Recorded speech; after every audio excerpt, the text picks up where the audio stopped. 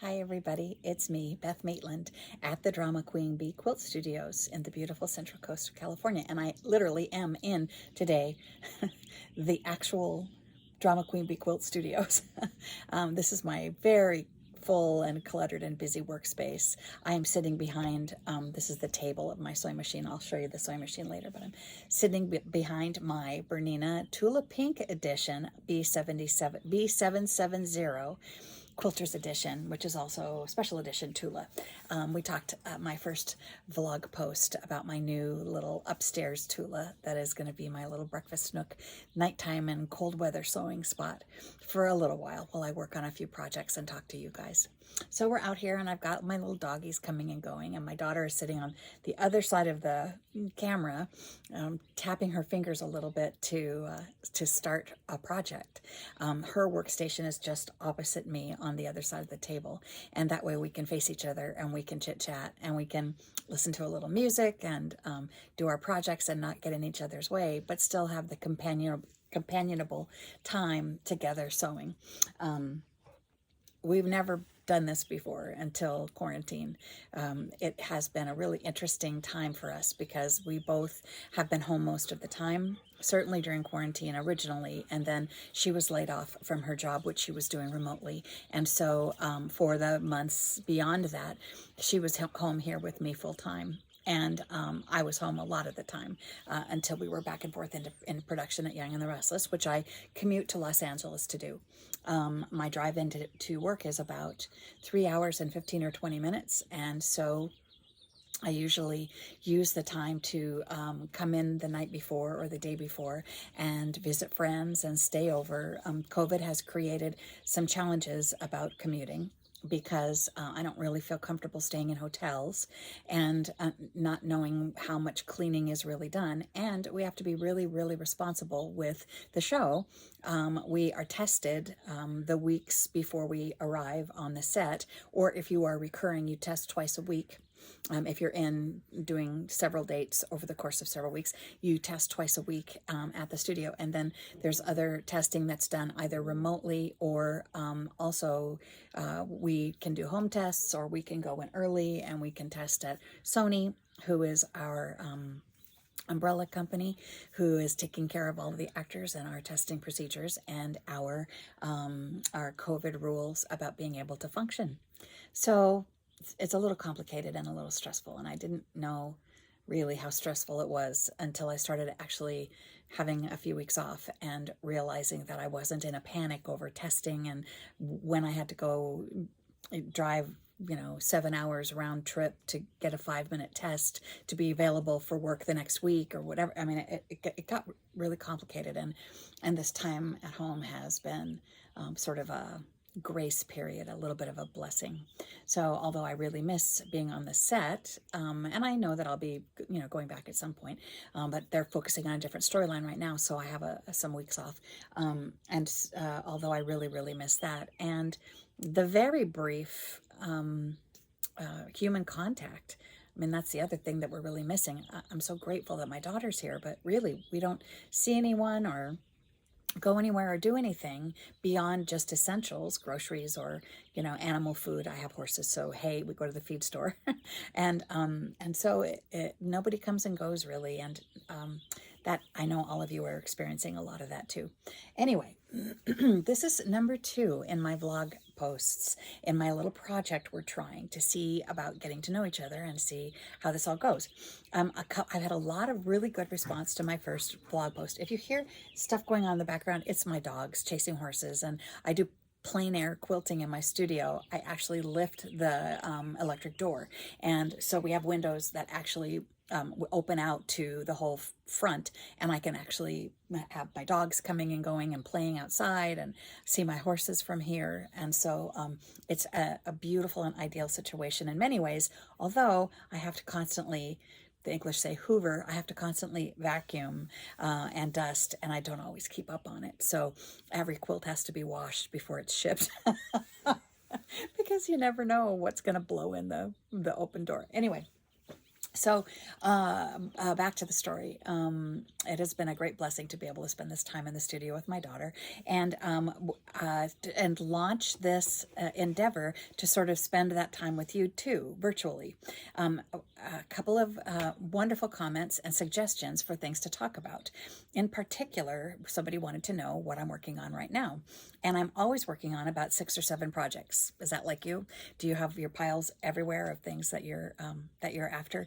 Right now I'm working on a little bit of a scrappy 9-patch combination, and the background fabric is going to be red toile. It's birds, it's a cream background with red drawings of birds and trees and foliage and things like that. And I'm going to make, I think these might be around 9 1/4 finished block. So the 9 1/4 toile will be matching. I've got a whole layout where it's going to be a bigger 9-patch of, this is one patch, and then toile, and then another one of these in a giant 9-patch in the middle. And then there'll be sashing and cornerstones, and then there'll be another round of these sort of scrappy piece 9 patches. And I use a traditional and fast technique where I sew the strips together. These are, I think, 3-inch strips, but Jelly Roll use is a really good application for this, where you take your 2.5-inch Jelly Roll strips and you put 3 of them together, and then you slice them the width of your strip. So you slice them into, if you're using 2.5-inch strips, you put 3 together, and then you slice 2.5 inches a little. I don't think I have one to show you, and I should have prepared for this. I should have thought about this better. I'm sorry. It wasn't really going to be a demonstration. It was mostly going to be a chat. So you take this piece and you sew another 3 together that are this orientation. A dark, a light, and a dark for the first, a light, a dark, and a light for the second. And you can cut those strips and do a whole bunch at one time. And that saves a lot of time, just first of all cutting little squares, 2.5-inch squares, or 3, in my case 3-inch squares, and then trying to sort it all out. It saves you a lot of time to strip piece and then subcut, they call it, your strip pieces. Anyway, we'll do a tutorial on that one of these days, but right now we're chatting. So someone had asked what I'm working on now, and that's what I'm working on at the sewing machine. I always have, right beneath my sewing machine, a little basket of scraps. These are all little leftover things that I just leave here. And when I'm just need to clear my mind or relax, and I'm in between steps on a bigger project, and my daughter's sitting here sewing or whatever, and we're just finishing up the afternoon, I'll just start grabbing little pieces from here, and I will chain piece them all together to make improvisationally pieced squares.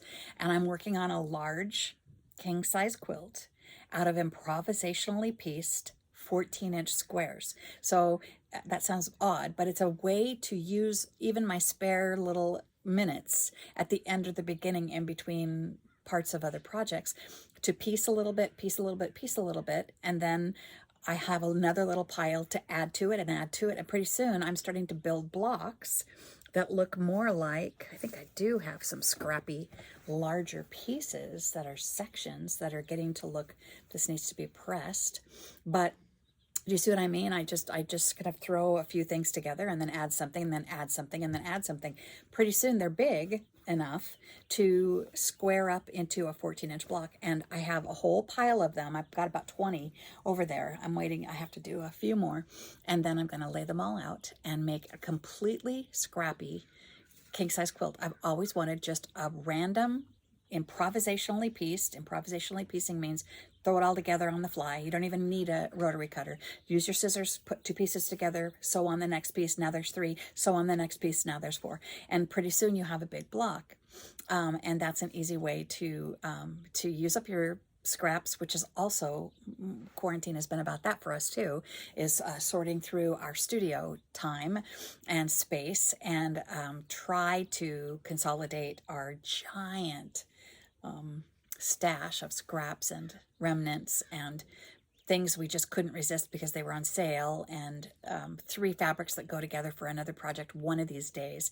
We've got just buckets and containers and bins and bins full. And so we're trying to really hard to be rigorous about cutting back our stash and our scraps. Anyway, so that's what I'm working on now. That's what I work on the side. And then on the long arm, I have two projects on the long arm. I have a quilt for myself that is all wine themed fabrics. That is going to be a gift for a friend who actually has a little boutique winery. She has a vineyard at her home, and she has a winemaker, and they make wine. They add grapes because they don't have enough in their vineyard to completely do a bottling every year. But every year they make their own bottles of red wine, and usually it's a table blend. And so I'm making her a big wine quilt to go in her tasting room.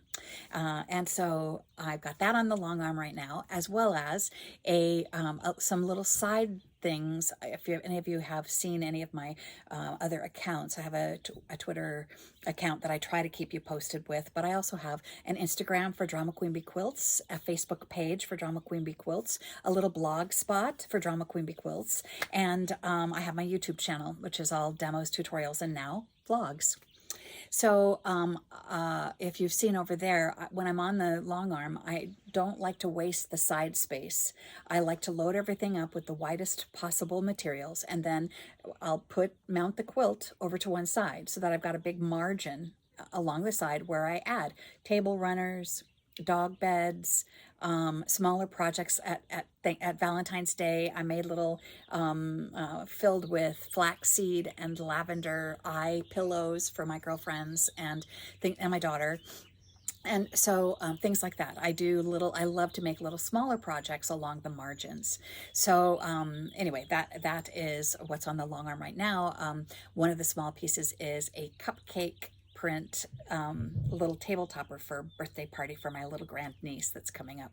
So I'll be making a little table topper and sending over cupcakes because we can't go, obviously, because of quarantine. So anyway, we're getting down to my limit of 15 minutes under. So I have a question for you.